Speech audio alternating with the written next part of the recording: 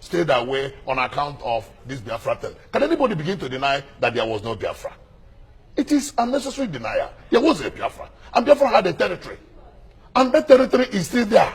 Yes, it is Nigerian territory. But Biafra ceased to exist. Biafra ceased to exist after the war, but not in the mind of those who are agitating for it. They want it revived. We are not flowing there because a lot of us don't believe in that. We believe in restructuring of the polity based on equity, good governance, and justice.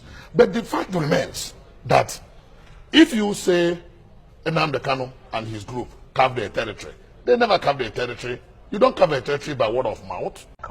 In the studio with us to talk more about this, and of course the option of dialogue has been posited by many in the country. Good morning, first off. Morning, thank you for joining us on the show. Good morning. Yeah. Good morning. All right. Yes, many people are calling for dialogue, that the federal government should dialogue with IPOB. But then, is it now even constitutional, before we go into the legality of prescribing the group, is it even constitutional now for the government to say we want to dialogue with a banned group like IPOB? I think it is laughable because government has put the horse before the cat. Simple. Government has done what it should first do. Is now thinking to do it later. Government has completely bungled this IPOB thing on three very basic grounds. One, in the first instance, it is not the duty of the military to handle internal protests. Because that is what I see IPOB as, internal protests. It is not the duty of the military.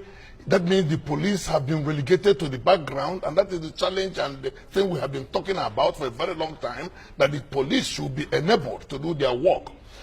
In the second instance, it is not even now granted that the military is already there. The narrative is extremely worrisome.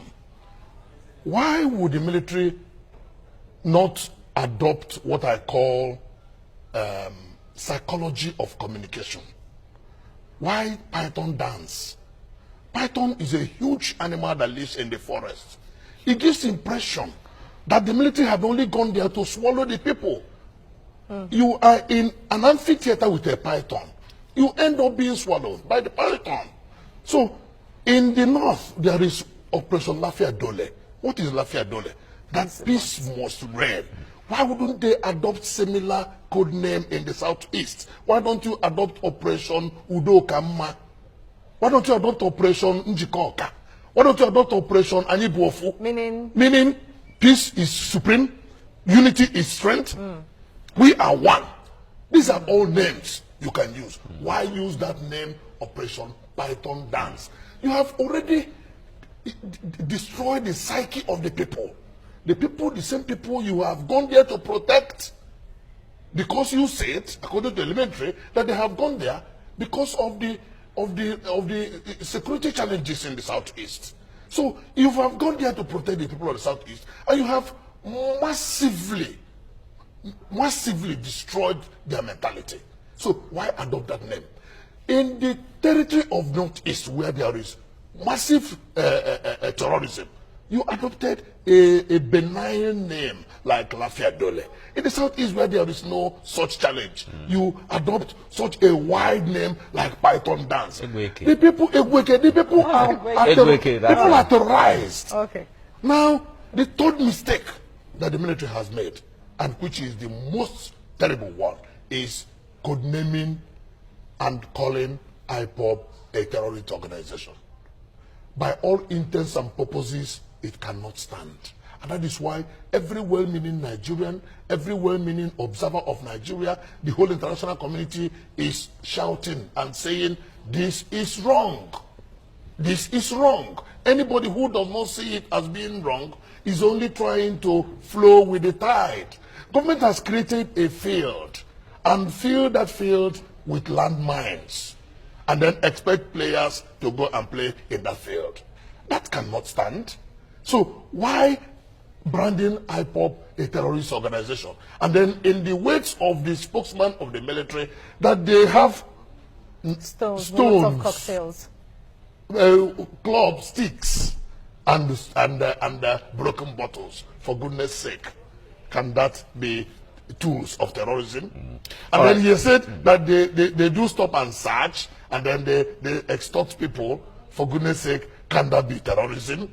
So I think what happens is that the then acting president, our own vice president, Professor Oshibajo, when he said that hate speech could be equated with terrorism, we rose up and said, Oga, this is not right.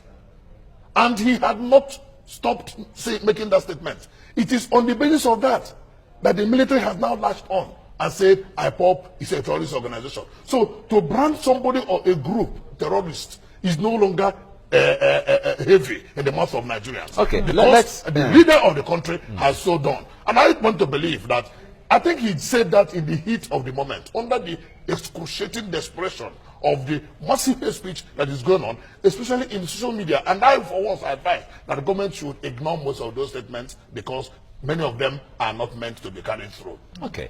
Now, the military came out with some of the reasons why they had to term IPOB a terrorist organization. Whether that is right or wrong is not even the issue right now. But the point there is, they were talking about IPOB forming the Biafra Secret Service, the BSS, which means that they now have a kind of a military, quasi-military arrangement. They have the Biafra National Guard, which is like a police for themselves. And they started talking about carving out. In fact, they've named areas where from the territory where it is called Biafra, as the case may be. So when it comes to issues of that kind, yes, how would you have wanted the Nigerian government or the military, either through the military or directly, how would you have wanted them to engage when Nnamdi Kanu was coming up with an arrangement like that? Government, look, there are so many, government made Nnamdi Kanu to start with. And I say that with due sense of modesty, that if you do